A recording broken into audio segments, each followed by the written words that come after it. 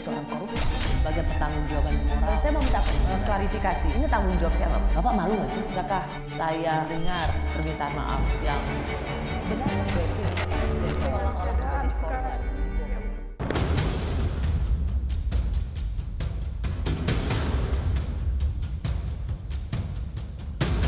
Dengan mengucapkan Bismillahirrahmanirrahim, Partai Persatuan Pembangunan memutuskan Bapak Haji Ganjar Pranowo SH.MIP sebagai calon Presiden Republik Indonesia pada pemilihan umum Presiden Republik Indonesia tahun 2024 yang akan datang.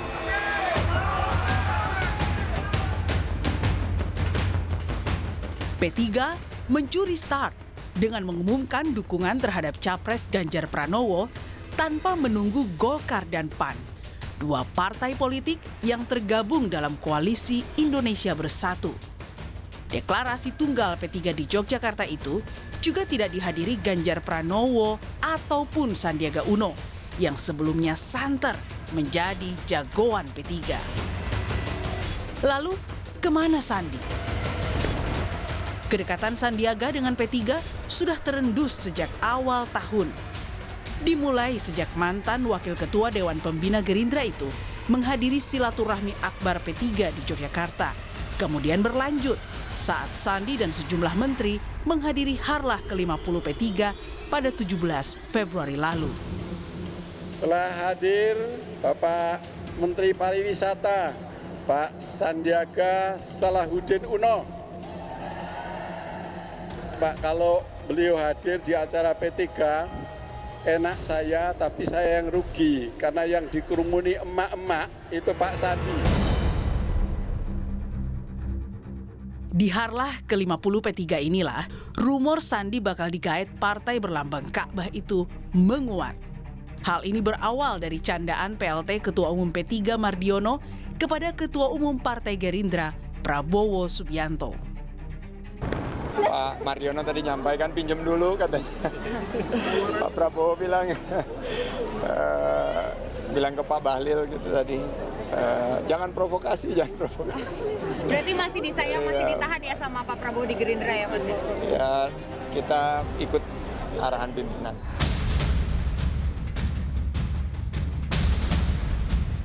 Hingga pada hari kedua Lebaran, Sandiaga akhirnya mengundurkan diri dari partai yang sudah membesarkan namanya di kancah politik.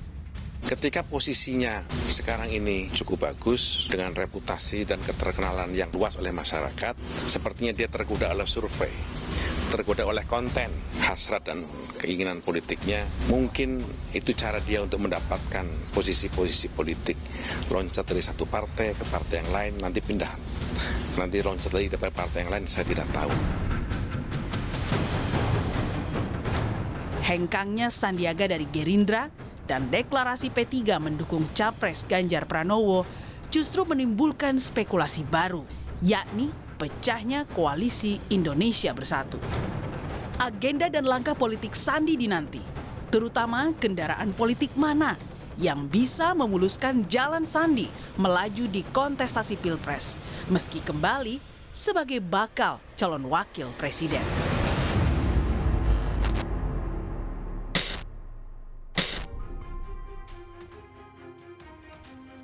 Saya sudah bersama Sandiaga Uno. Saya harus bertanya padanya, predikat politisi apa yang harus saya sematkan padanya? Mas Sandi, terima kasih sudah di Rosi. Selamat malam Mbak Rosi, terima kasih sudah mengundang. Mas Sandi, saya harus sebut apa? Mantan Wakil Ketua Dewan Pembina Partai Gerindra atau masih Wakil Ketua Dewan Pembina Gerindra? Nggak tahu saya harus minta klarifikasi dulu. Pertama-tama Partai Gerindra ini adalah partai yang membesarkan saya. Oke, saya tahu. Saya cuma ingin tanya, saya harus sebutnya apa? Mantan atau masih wakil? Ya, 10 tahun lebih saya di Partai Gerindra. Ini menjadi suatu perjalanan yang sangat panjang, namun Mas tanggal Andi, 2 Syawal. saya cuma mau nanya, sebutannya masih wakil ketua Dewan Pembina atau mantan? Tanggal 2 Syawal kemarin, di hari kedua Lebaran saya sudah memberikan mengambil keputusan dengan mengundurkan diri dengan surat yang saya sudah sampaikan, dan ini memulai babak baru dari perjalanan saya, dan saya mungkin bisa disebut mantan Wakil ya? Ketua Dewan Pembina. Biar saya mengulang introduction-nya Mas Sandi. Saya bersama Sandiaga Uno, mantan Wakil Ketua Dewan Pembina Partai Gerindra. Bener ya? Betul. Mantan ya. Jadi sudah resmi keluar dari Gerindra. Ya, tentunya ini merupakan kontemplasi yang sudah lama saya sampaikan, saya bicarakan, dan rekam jejak yang sudah saya utarakan berkali-kali, maupun 1 bulan terakhir ya, Masa sih, pas Mas Andi, bulan suci Ramadan. rasanya nggak gitu deh. Rasanya kayaknya baru kemarin tiba-tiba bam, Mas Andi tiba-tiba keluar, nggak sempet ketemu Pak Prabowo. Apa yang bisa Anda klarifikasi soal ini? Selama bulan suci Ramadan kemarin dan sebelum-sebelumnya banyak sekali terjadi diskusi, Dengan? bertukar pikiran sama Pak Prabowo. Itu saya bertukar pikiran mulai dari awal tahun, dan saya memberikan informasi, saya melaporkan apa yang menjadi kontemplasi saya. Dan di awal Ramadan sambil ngabuburit, waktu itu masih di minggu pertama, saya menyampaikan pemikiran saya. Untuk Dan, keluar? Dan ini yang sesuai dengan apa yang beliau sampaikan, dan bahwa di partai politik itu ada etika, ada adab partai politik yang harus kita pegang. Bahwa kalau nakoda menentukan satu tujuan, seandainya memiliki pemikiran lain, yang ingin diperjuangkan adalah platform yang mungkin tidak sesuai dengan arah dan partai politik, ya mestinya harus mengambil keputusan. Jangan ada di dalam tapi tidak memiliki kesamaan pikiran. Sebentar, saya ingin menggarisbawah itu, Mas Andi. Nahkoda kapal, dalam hari ini ketua partai politik yang akan menentukan haluan kapal ini berjalan. Kalau ada yang tidak kesesuaian, ya nggak usah dalam partai. Apakah sinyal ini Anda tangkap sebagai kalau Anda kalau Anda punya gagasan yang berbeda, out? Ya, buat saya kan sangat clear apa yang disampaikan beliau sebagai mentor saya. Bahwa ya kalau memang posisi yang sekarang diambil oleh saya pribadi dalam menangkap begitu banyak harapan masyarakat, begitu banyak masukan dari para kiai, para ulama, milenial, ibu-ibu, emak-emak yang menyampaikan kepada saya ingin membawa suatu harapan dan solusi kepada masyarakat. Dan seandainya ini sudah tidak tertampung dan sesuai dengan apa yang disampaikan juga, ya tentunya kita bisa memperjuangkannya dengan wahana lain. Dan dalam politik ini kan kita, jadi Anda merasa tidak didengar? Kita harus mempersatukan apa yang menjadi pemikiran kita. Oke. Dan Mas Adi, yang ingin saya tanyakan, Anda merasa tidak didengar oleh ketum Partai Gerindra sehingga Anda memilih untuk out? Bukan tidak didengar. Menurut saya bahwa arah pembangunan kita sudah tepat. Penekanannya mungkin berbeda. Ada pemikiran yang tidak sama. Dan itu sah-sah saja dalam kita membangun bangsa selama kita tidak terpecah belah. Kita yakin bahwa ini semuanya untuk kebaikan NKRI. Nah, kalau misalnya akhirnya saya mengambil keputusan setelah mendapatkan banyak pertimbangan dan berkontemplasi, tentunya itu untuk memperjuangkan satu hal yang menurut saya mungkin akan lebih baik diperjuangkan dalam konteks yang berbeda, dalam wahana yang berbeda. Sekali lagi sih Mas Andi, Anda merasa tidak didengar, maka Anda memilih keluar. Bukan tidak didengar ya, menurut saya bahwa dalam memperjuangkan sesuatu kita harus mengambil suatu keputusan. Berat atau tidak, kita harus mengambil keputusan. Dan keputusan ini akan nanti kita lihat 5-10 tahun ke depan seperti apa. Ini dikomunikasikan nggak ke Pak Prabowo, mentor Anda yang membawa Anda from nobody, karena Anda besar sebagai seorang pengusaha, nothing in politics. Anda komunikasikan nggak ke Pak Prabowo? Ya tentunya saya komunikasikan, dan ini menjadi pemikiran, ada langkah-langkah ke depan. Ada nggak dalam kalimat Mas Andi, Pak saya memiliki pemikiran saya akan keluar dari Gerindra? Iya, dan beliau menyampaikan tolong dipikirkan, dan ya saya sudah memikirkannya dan saya mendapat masukan. Setelah berkontemplasi 10 malam terakhir, akhirnya saya tuangkan apa yang menjadi pemikiran saya dalam sebuah surat yang saya sudah serahkan kepada beliau melalui pimpinan Partai Gerindra. Anda serahkan langsung nggak? Karena yang saya dengar nih Mas Andi, waktu lebaran hari pertama ketemu sama Pak Prabowo, nggak ada pembicaraan apapun. Lebaran hari kedua katanya berlebaran di tempatnya Pak Dasko, baru kemudian Anda kirimkan surat. Dan surat itu diminta dikasih ke Pak Prabowo, itu betul? Ya betul, seperti itu. Artinya surat itu tidak langsung diberikan kepada Pak Prabowo? Ya tentunya waktu lebaran hari kedua saya sudah menyampaikan ke Pak Dasko waktu itu bahwa saya sudah siap untuk mengambil keputusan yang akan dituangkan dalam sebuah surat. Oh kasih aja ke gua. Nah itu yang saya sampaikan pada saat itu. Karena kebetulan kan waktu itu beliaunya ada di luar kota. Tapi Beliau itu siapa? Pak Prabowo waktu itu ada di luar kota di hari kedua lebaran atau hari pertama lebaran. Kenapa tidak langsung kasih surat di hari pertama ketemu dengan Pak Prabowo? Ya pada saat itu belum kita mengambil keputusan dan suratnya belum selesai. Dan apa yang saya ingin tuangkan itu baru di hari pertama lebaran. Jadi Mas Andi izinkan saya bertanya ini. Anda begitu dekat dengan Pak Prabowo. Pak Prabowo adalah selalu yang dibilang, Anda sendiri selalu mengatakan mentor, dan di Gerindra Anda tumbuh besar dan menjadi seperti sekarang Anda.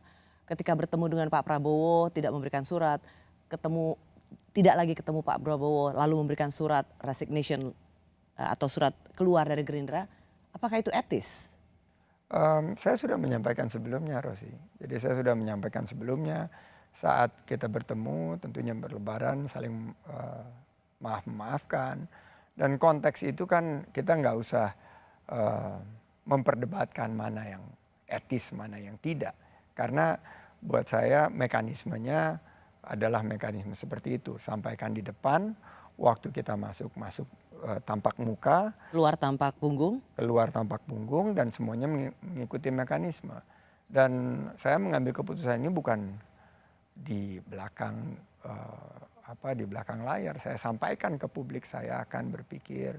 Karena selama 1 bulan sebelum itu malah mungkin lebih 3 bulan kapan ini selalu disampaikan. Kapan gimana maksudnya? Kapan mengambil keputusan untuk keluar dari Gerindra. Jadi Anda ingin mengatakan sebenarnya ini udah lama banget. Sudah lama sekali. Oke. Tapi kan waktu di lebaran kedua saya minta juga konfirmasi Mas Andi bahwa di tempat Pak Dasko lebaran hari kedua katanya Sekjen Partai Gerindra bilang ada pesan dari Pak Prabowo. Kayaknya Partai Demokrat nih ada terus di dalam jangan. Jangan Anda bilang tunggu ya, ada pesan khusus dari Pak Prabowo. Kenapa nggak bisa nunggu? Saya sudah serahkan suratnya, baru dapat kabar dari Pak Muzani. Jadi itu memang qadarullah ya, dari di atas bahwa saya memang menyerahkan surat, terus saya mendapat kabar bahwa ada pesan dari Pak Prabowo. Tapi kalau dilihat dari timelinenya, Mas Andi bilang oh iya seolah-olah belum ada surat. Oh karena suratnya itu memang sudah saya bawa ke tempat Pak Dasko pada acara itu. Dan pas saya masuk kebetulan berpapasan. Dan saya bilang oke, ketemu malam ini, bukan besok malamnya. Akhirnya saya mengatur waktu untuk bertemu dengan Pak Muzani besok malamnya seperti itu. Mas Andi, saya mendapat impresi dari penjelasannya Mas Andi. Saat ini sebenarnya Mas Andi pada Gerindra adalah enough is enough. Enggak juga, menurut saya kita nggak usah, berpolitik itu tidak harus bawa ke perasaan hati. Berpolitik itu tidak boleh personal. Karena ini kita berpolitik untuk bangsa dan negara. Apa yang kita perjuangkan ini adalah untuk kepentingan bangsa dan negara. Dan siapapun yang ada di dalam posisi mengambil keputusan. Kalau untuk kepentingan bangsa dan negara kan bisa di Gerindra juga. Nggak ada ruang untuk personal.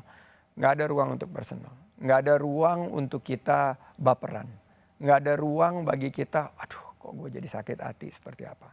Atau enough is enough. Enggak, keputusan itu diambil, kita bertanggung jawab dengan keputusan kita. Dan kita lakukannya dalam bingkai kerjasama dan no hard feeling. Buat saya nggak ada sama sekali rasa saya seperti apa. Yang ada saya bersyukur, saya merasa begitu. Bersyukur keluar dari Gerindra? Bersyukur 10 tahun kurang lebih. 2014 saya pernah jadi jubir Pak Prabowo. berinteraksi dengan Partai Gerindra 8 tahun sebagai kader, dan bersyukur saya bahwa kita punya memori yang sangat melekat buat saya. Pertanyaan saya, jadi setelah menyerahkan surat belum pernah ketemu sama sekali dengan Pak Prabowo? Belum, kan baru hari Minggu kemarin. Tapi karena memang Mas Sandi nggak pernah dikasih waktu untuk ketemu? Atau Mas Sandi tidak memiliki energi atau upaya ikhtiar yang lebih besar lagi untuk ketemu dengan Pak Prabowo, man to man, Pak Prabowo, I'm out? Ya tentunya pada saatnya nanti kita akan bertemu, tapi saya mengabari kegiatan saya setiap minggu kepada beliau. Saya bilang I'm just next door, kita tetangga di rumah, kita juga tetangga di kantor. Dan karena satu dan lain kesibukan pasti tentunya sulit. Beliau sekarang Gak sulit, Pak Prabowo bisa ketemu Bu Susi Pujiastuti, betul, bisa ketemu Habib Jafar, bisa ketemu Dewa. Masa Anda nggak bisa ketemu? Jangan-jangan Anda yang nggak punya ikhtiar yang maksimal untuk bertemu dengan beliau? Rosi kenal saya. Kalau saya menghormati seseorang, berikhtiar untuk bertemu itu sudah saya lakukan setiap kali. Tapi kan ada ruang yang terbuka, ada ruang yang tidak terbuka. Jadi bagi saya beliau tetap sosok yang akan saya sangat hormati sampai kapanpun juga. Dan kemunduran saya dari Gerindra ini adalah merupakan suatu babak baru di dalam kita melangkah ke depan, dan ini saya meyakini sebagai bagian daripada ikhtiar saya untuk mewujudkan mimpi, membawa suatu saya akan harapan, tanya soal mimpi Sandiaga Uno. membawa suatu harapan agar Gerindra. kita bisa berjuang untuk Indonesia yang lebih maju. Mimpi sebagai calon wakil presiden. Nggak perlu direstui, mau keluar kok nunggu restu. Dia juga udah kemana-mana kok minta restu. Apanya minta restu? Ya monggo. Di mana sih ada orang mau keluar partai minta restu? Padahal dia sudah kemana-mana. Kayak saya misalnya kan sudah jalan dengan orang dan lain sebagainya, baru ngomong dengan istri saya perlu begini-begini. Itu masuk akal nggak gitu loh? Dengan reputasi dan keterkenalan yang sudah dikenal luas oleh masyarakat, sepertinya dia tergoda oleh survei, tergoda oleh konten, hasrat dan keinginan politiknya. Saya tidak tahu apa yang menjadi harapan dan agendanya. Kemudian dia berpamit meninggalkan kita untuk loncat ke partai yang lain. Mungkin itu cara dia untuk mendapatkan posisi-posisi politik. Loncat dari satu partai ke partai yang lain, nanti pindah. Nanti loncat lagi ke partai yang lain, saya tidak tahu. Saya masih bersama mantan Wakil Ketua Dewan Pembina Partai Gerindra, Sandiaga Uno. Mas Sandi, politisi kutu loncat, hanya ingin loncat dari satu partai ke partai lain untuk mendapat posisi yang lebih baik. Apa yang ingin Anda bantah dari ini? Atau jangan-jangan ini ada benernya?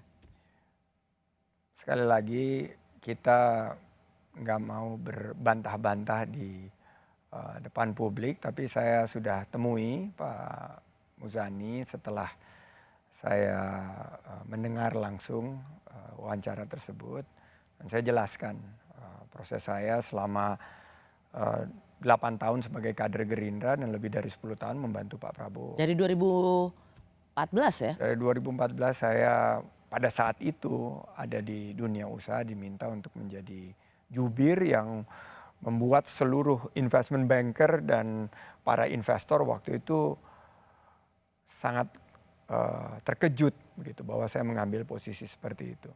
Dan ini saya sudah jalani mulai dari 2014, 2017 Pilgub, setelah itu diminta untuk mendampingi beliau 2019 dan kenapa Anda menjelaskan ini? Ini untuk mendeskripsikan bahwa bukan kutu loncat? Ya, deskripsi kutu loncat itu juga nggak jelas apa maksudnya deskripsi kutu loncat, tapi saya stay di Gerindra selama karir politik saya dan sekarang saya memutuskan untuk mundur. Belum loncat nih, baru mundur satu langkah. Loncatnya kemana kan nanti itu butuh kontemplasi, butuh pemikiran. Karena tadi seperti katakan tergiur oleh survei, tergiur oleh konten, agenda dan hasrat politik. Survei seperti apa ini saya nggak ingin lebih dalam untuk mencoba mencari tahu, tapi saya memiliki pemikiran bahwa jika kita ingin mewujudkan mimpi kita untuk mendorong apa yang menjadi harapan. Saya ini keliling Rosi, keliling Indonesia dari 2019 itu non-stop. Di luar pemerintahan 1 tahun, setelah gabung di pemerintahan diajak Pak Presiden sebagai pembantu Presiden, 3 tahun terakhir ini saya dengarkan apa yang menjadi harapan dari masyarakat. Ini yang ingin saya perjuangkan. Dan pemikiran inilah yang akhirnya menjadi landasan keputusan saya untuk menyampaikan secara terbuka dan melalui kontemplasi yang panjang. Oke, tapi kan itu singkat saja bahwa sebenarnya memang dalam survei nama Anda itu selalu berada dalam 2 teratas yang tertinggi. Litbang Kompas misalnya menempatkan Anda, tahun lalu Anda yang tertinggi. Baru kemudian ada Ridwan Kamil. Jadi Sandiaga Uno itu selalu nama yang paling tinggi untuk calon wakil presiden. Sah dong kalau Anda memang berhasrat sebagai wakil presiden? Ya, keputusan itu ada di tangan pimpinan partai politik. Tapi saya sangat menyadari dan saya tidak ingin GR bahwa saya bisa masuk ke dalam ranah itu. Bisa, Anda berhak untuk GR karena Pak Jokowi sendiri ketika setelah deklarasi PDI Perjuangan untuk Ganjar Pranowo, Pak Jokowi ditanya siapa yang cocok sebagai calon wakil presiden Ganjar. Salah satu dari nama yang disebut sebagai cocok sebagai calon wakil presidennya Pak Ganjar itu adalah Sandiaga Uno. Anda rasanya boleh-boleh aja sih GR. Ya 8,5 bulan lebih di 2019 itu saya keliling Indonesia. 1.700 titik aktivitas dan aktivasi kampanye yang saya jalankan. Tapi saya melihat bahwa akhirnya nanti pilihan itu tetap jatuh di tangan para pimpinan partai politik. Dan keputusan itu juga tidak akan diambil tanpa ada pertimbangan. Pasti mereka akan mempertimbangkan masukan dan akhirnya akan mengambil keputusan yang terbaik buat tentunya buat NKRI, buat Indonesia maju. Saya mau tanya sih Mas Andi, frankly dengan sejujurnya. Anda tuh sebenarnya ngincer wakil presiden kan? Atau jangan-jangan Anda lebih mau ngincer presiden? Karena kalau calon presiden kan udah jelas. Pak Anies, PKS, Demokrat, dan Nasdem. Ada Pak Ganjar, PD Perjuangan, P3, dan kemudian Pak Prabowo. Anda mimpinya memang wakil presiden kan? Atau memang Anda pengen shoot the star? Kalau saya berinteraksi dengan masyarakat banyak. Dan setiap kali maju lagi ya Pak ya. Jadi wakil presiden lagi. Atau aja Pak pimpin Indonesia. Atau segala macam. Ini kan secara kualitatif itu yang disampaikan kepada saya. Tapi saya harus kembali lagi bahwa yang akhirnya menentukan itu bukan saya. I know. Bukan saya. Jadi kalau saya berhasrat apapun juga itu, ya tentunya nanti akan memutuskan pimpinan partai politik. Tapi dalam simple as that gitu. Tapi dalam agenda Anda memang presiden itu sesuatu yang bisa Anda raih. Anda kan bisalah untuk applying di partai-partai. Tapi Kak, menjadi calon presiden itu sesuatu yang ada dalam hitung-hitungan Anda. Anda kan bisnismen. Kalkulasi itu kan ada dalam setiap lembaran-lembaran hitungan. Ya, tapi juga harus rasional, harus dilandaskan dengan apa yang menjadi temuan di lapangan. Oke, dari temuan di lapangan, menurut Anda itu memang bisa jadi calon presiden atau cukup wakil presiden? Kalau dilihat dari tadi survei yang dikutip Litbang Kompas, di survei presiden sudah terpampang 3 teratas. Dan itu sepertinya di wakil presiden sudah terpampang 3 teratas. Dan itu yang menjadi, saya sangat percaya sama data. Jadi benar dong, Anda tergoda untuk keluar dari Gerindra, mau menjadi wakil presiden karena Anda punya agenda atau hasrat politik. Kalau saya tergoda oleh survei. Saya itu dulu ditunjuk sebagai wakil presiden itu dari Partai Gerindra di 2019. Jadi konteksnya sangat tidak relevan saat ini. Sekarang saya memiliki waktu yang panjang karena pada 2019 atau 2018 saat ditunjuk sebagai pendamping Bapak Prabowo, pada waktu itu kan last minute sekali. Ya. Dan sekarang ini kita punya kontemplasi hampir 1 tahun sebelum nanti. Sudah lebih dari 5 kali Anda menyebutkan kata kontemplasi.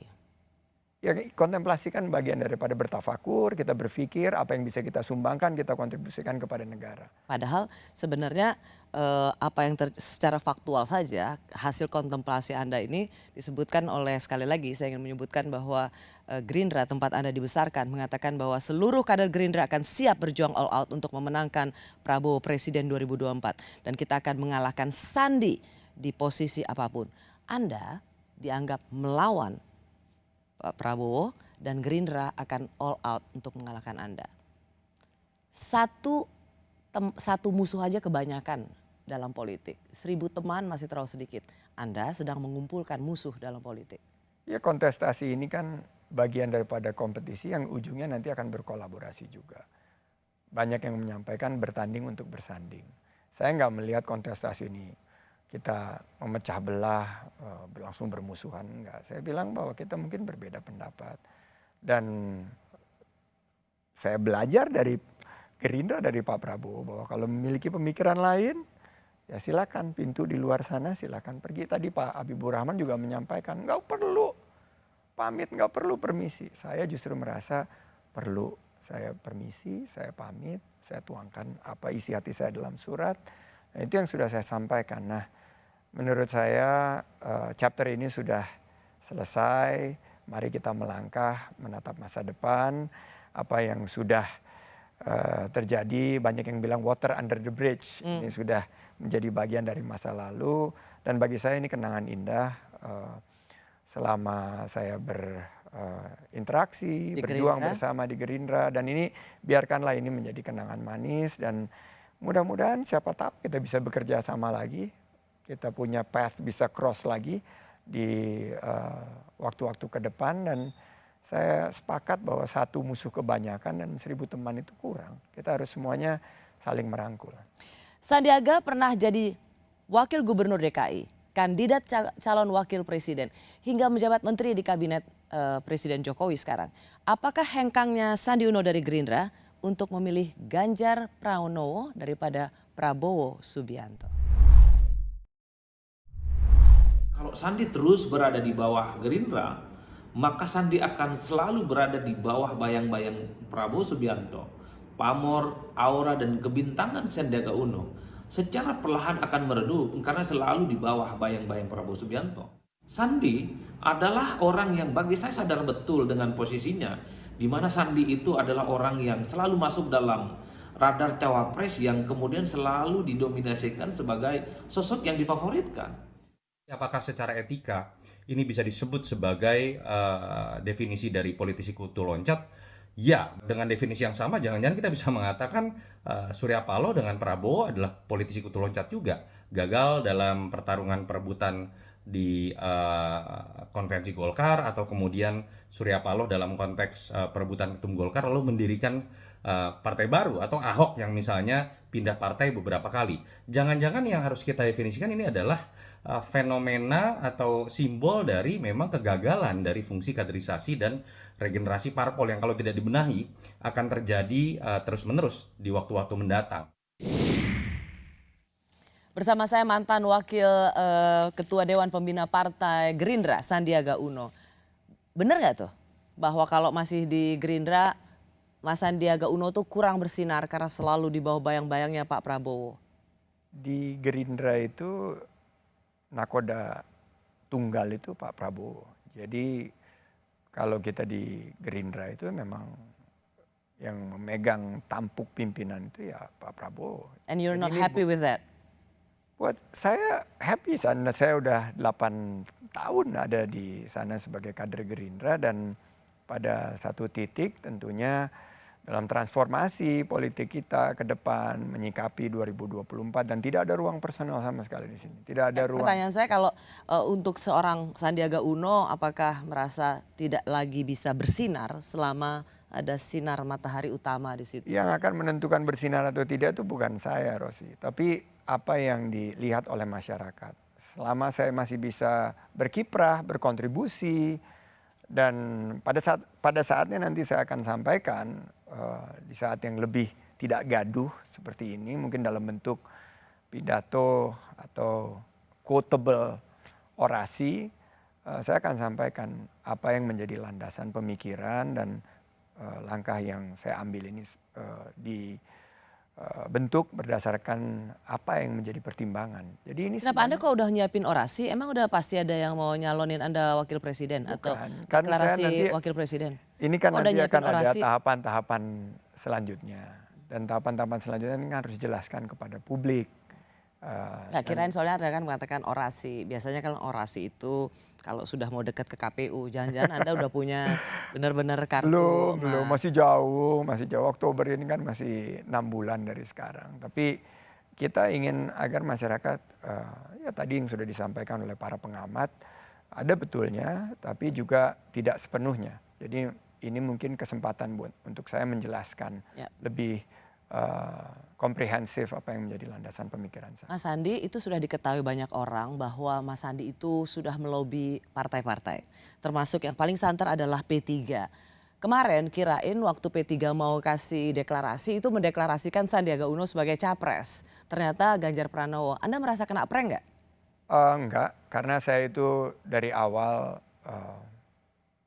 berinteraksi dengan P3 itu tanpa pamrih.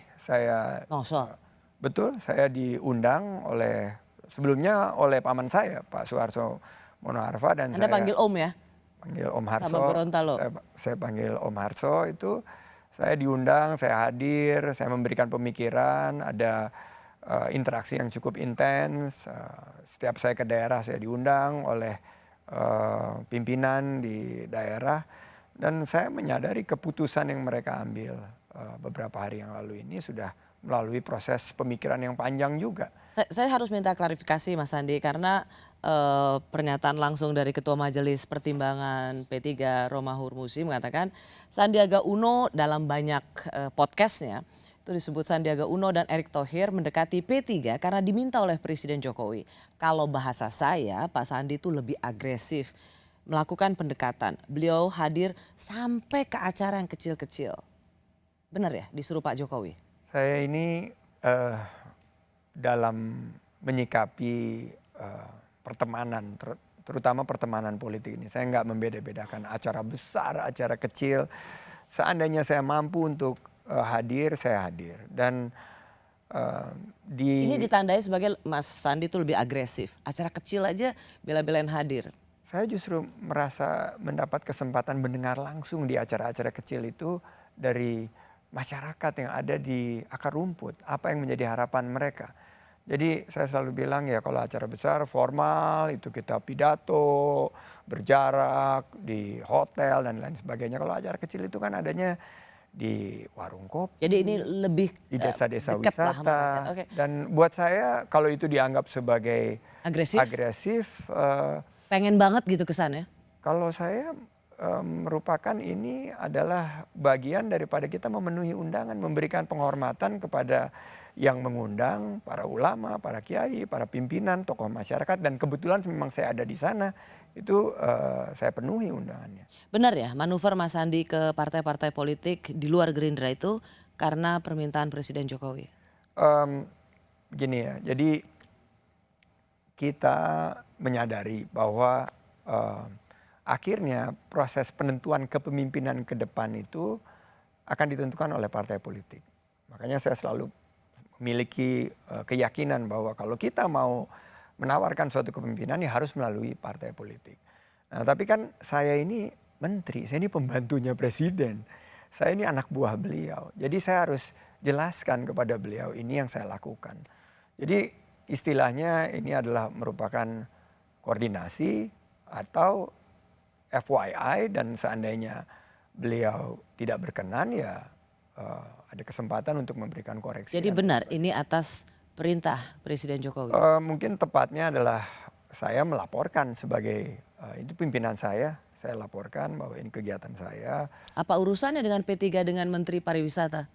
Justru ya itu yang saya sampaikan di saat-saat saya tidak bertugas sebagai menteri, saya menerima undangan. Tapi kadang-kadang juga undangannya itu Menteri Pariwisata dan Ekonomi Kreatif di acara sentra ekonomi kreatif atau di desa wisata. Itu yang saya laporkan bahwa. Tapi ini dalam rangka memang untuk menjaga atau melihat terus merawat elektabilitas Ya, dan itu di blessing oleh Presiden Jokowi? Melihat ada chemistry atau tidak, apakah nyambung kegiatan kita dan apakah kita diterima di sana kan. Jadi apa yang Anda lakukan itu Anda laporkan pada Presiden Jokowi? Apa yang saya lakukan selama dalam konteks saya sebagai anak buah beliau ya saya. Termasuk mendekati partai-partai politik. Termasuk dalam menerima rangka menawarkan undangan dari partai diri politik. sebagai sosok yang available sebagai pemimpin nasional.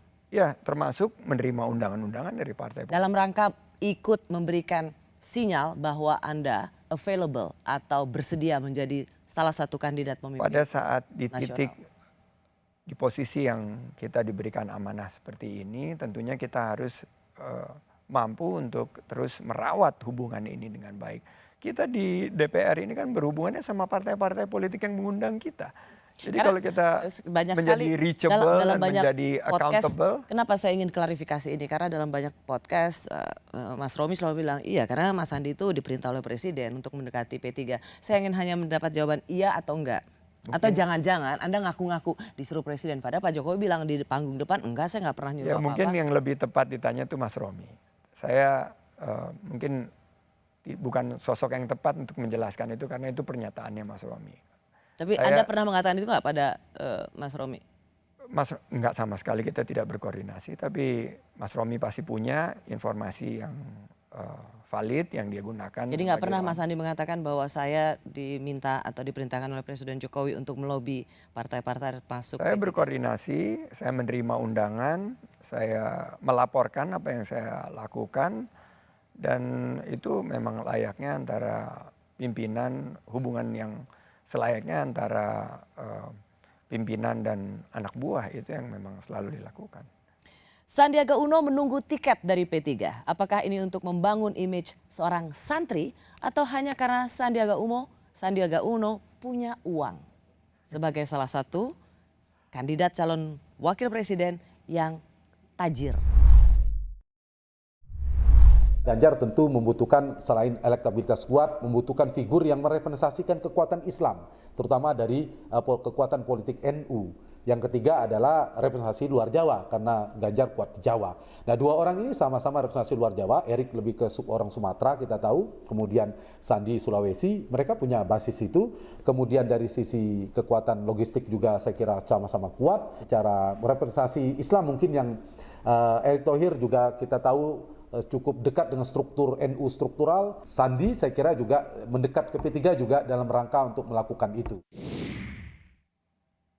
Masih bersama saya mantan Wakil Ketua Dewan Pembina Partai Gerindra, Sandiaga Uno, yang disebut-sebut sebagai salah satu yang diperhitungkan sebagai calon Wakil Presiden. Mas Sandi, sebagai cawapres atau yang dilirik sebagai pilihan Wakil Presiden, selain Pak Erick Thohir, Mas Erick Thohir, Mas Sandiaga Uno juga dilirik. Karena apa? Dua-duanya nih kaya, punya duit, bawa logistik. Apa memang karena Mas Sandi kaya maka bargaining politiknya lebih gede? Enggak juga ya. Mungkin menurut saya banyak yang lebih kaya dari saya dalam konteks politik dan dalam konteks political capital ya atau modal politik ini. Tapi menurut saya yang terpenting ini menarik nih. Kalau kita lihat di 2019 itu kan 8,5 bulan kita campaign. Itu biayanya kan mahal sekali. Luar biasa mahal. Yang keluar Mas Sandi? Ya semualah ikut berjuang lah. Tapi saya secara terbuka saya melaporkan jumlah harta yang harus di Lego untuk membiayai kampanye. Berapa Mas Sandi keluar waktu Pilpres kemarin? Sudah tercatat dan diaudit oleh KPU dalam periode mungkin 2 tahun setelah Pilgub DKI itu hampir 1 triliun kan. Keluar dari Mas Sandi tuh? Itu uang sendiri? Dilaporkan dan itu menjadi bagian daripada LHKPN. Bukan yang tapi dilaporin ya? Itu sekarang harus semua dilaporkan karena semua aset kan sudah masuk ke dalam laporan harta kekayaan. Jadi pertanyaan saya adalah karena Mas Sandi itu dianggap tajir, maka Mas Sandi dianggap potensial untuk menjadi salah satu bakal calon wakil presiden untuk supaya membantu logistik.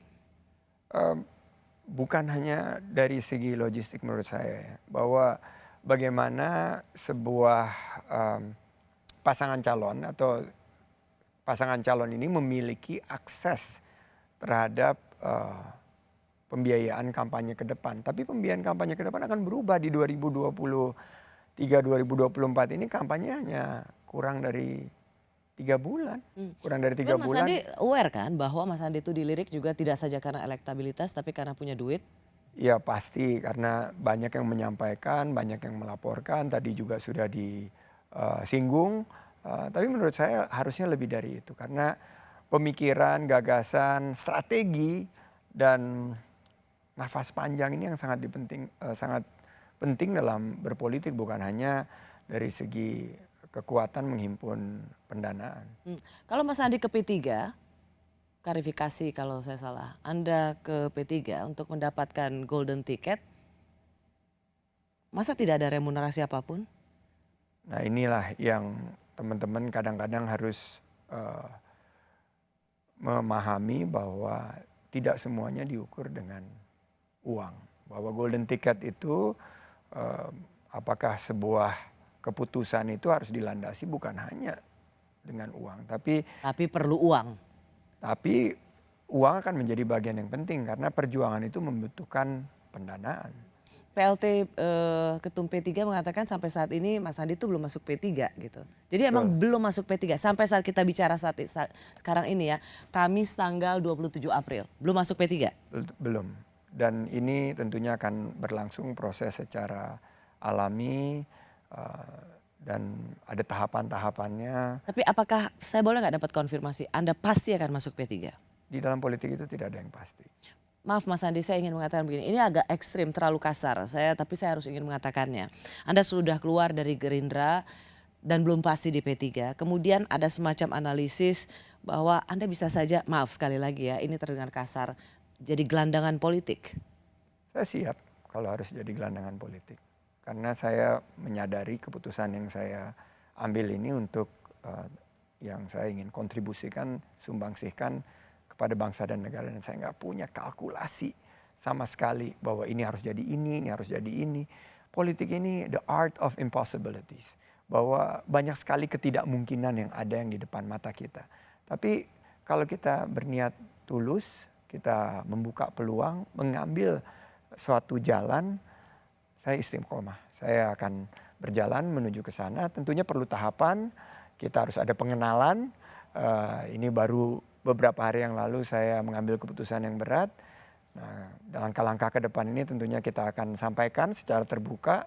Tapi kan chemistry ini harus dibangun. Oke, chemistry mana yang menurut Anda perlu dibangun? Mas Anies udah calon presiden, Pak Prabowo juga sudah. Chemistry Anda kemana? Kan harusnya dengan sejarah perjalanan politik Anda bisa jadi wakilnya Anies. Pernahkah juga itu menjadi saya pernah bermitra dengan Pak Anies di Pilgub. Mau lagi? Mau berpasangan lagi nggak? Saya pernah bermitra dengan Pak Prabowo di 2019. Sekali lagi politik ini sangat... Menurut Anda perlu nggak mengulang kembali romantisme berpasangan dengan Pak Anies dalam skala yang lebih besar? Dinamika ini akan terus bergerak, tapi tentunya akan ditentukan oleh pimpinan partai politik di mana saya nanti akan berlabuh.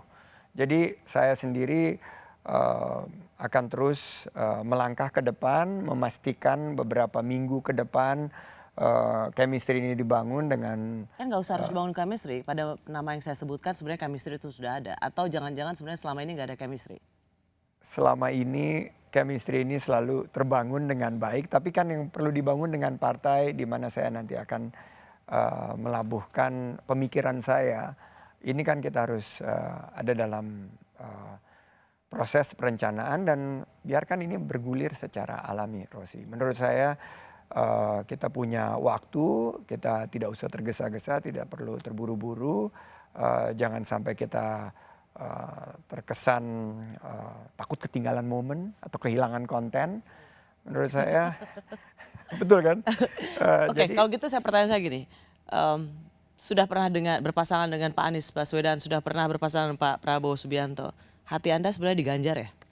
Saya ingin menghindari polarisasi politik. saya ingin menghindari keterpecah belahan. Saya pernah mengalami 2017-2019 bagaimana menyikapi, melihat bangsa kita ini pada satu titik ini boleh dibilang terpecah. Polarisasi dan identitas politik polarisasi, ada di Pilkada DKI Jakarta. Di Pilkada DKI di 2017, di 2019 juga saya merasakan itu. Karena Anda meraise ini, saya jadi tertarik untuk menanyakan, apakah Anda merasa bertanggung jawab terjadinya polarisasi dan politik identitas? Semua yang menjadi catatan di belakang akan menjadi tentunya suatu pembelajaran bagi kita. Tapi sangat tidak fair kalau kita akhirnya menunjuk satu pihak bertanggung jawab lebih dari pihak yang lain. Tapi biarlah itu menjadi masa lalu kita dan kita harus belajar dari sana. Saya setuju sebetulnya pemilu 2024 ini harusnya bentuknya rekonsiliasi. Harusnya bentuknya ini percepatan pembangunan dan isu-isu. Tadi ditanya mau apa yang saya raise kali ini. Lapangan kerja itu harus menjadi pembicaraan utama. Apa? Emak-emak. Harga-harga bahan pokok yang kemarin kita bisa kendalikan, itu harus menjadi. Sudah sering mendengar itu ketika Anda di Pilkada dan di Pilpres kemarin. Nanti mungkin di forum ketika Anda sudah dideklarasikan itu bisa Anda katakan lagi. Tapi ya saya ingin mengingatkan karena kalau tidak kita akhirnya bicara mengenai hal-hal yang jauh sekali dengan harapan yang disampaikan oleh masyarakat begitu saya berinteraksi dengan masyarakat. So next time kalau kita ketemu, saya sudah bisa memberikan atribusi partai P3? Tergantung next time-nya kapan. Kalau diundang besok mungkin belum. Kalau 3 hari lagi atau minggu depan? 3 hari lagi atau seminggu lagi ya kita tidak ingin berandai-andai. Tapi doakan saja Mbak Rosi dan tentunya ini proses kan akan berlanjut terus. Terima kasih ya Mas Sandiaga Uno. Salam hormat saya untuk Ibu Min Uno. Tadi Mama salam. Sebelum kesini saya bilang mau ke Rosi. Salam banget. Salam hormat. Rambutnya warna apa? Jangan-jangan warna hijau. Saya bilang kayaknya enggak deh. Dan benar aja warnanya warna ungu. Kan belum diterima di P3. Ngapain warna hijau dulu? Setuju. Thank you Mas Sandi. Terima kasih Mbak Rosi. Terima kasih. Bagi Anda yang menyaksikan acara Rosi, saya Rosiana Silalahi. Terima kasih.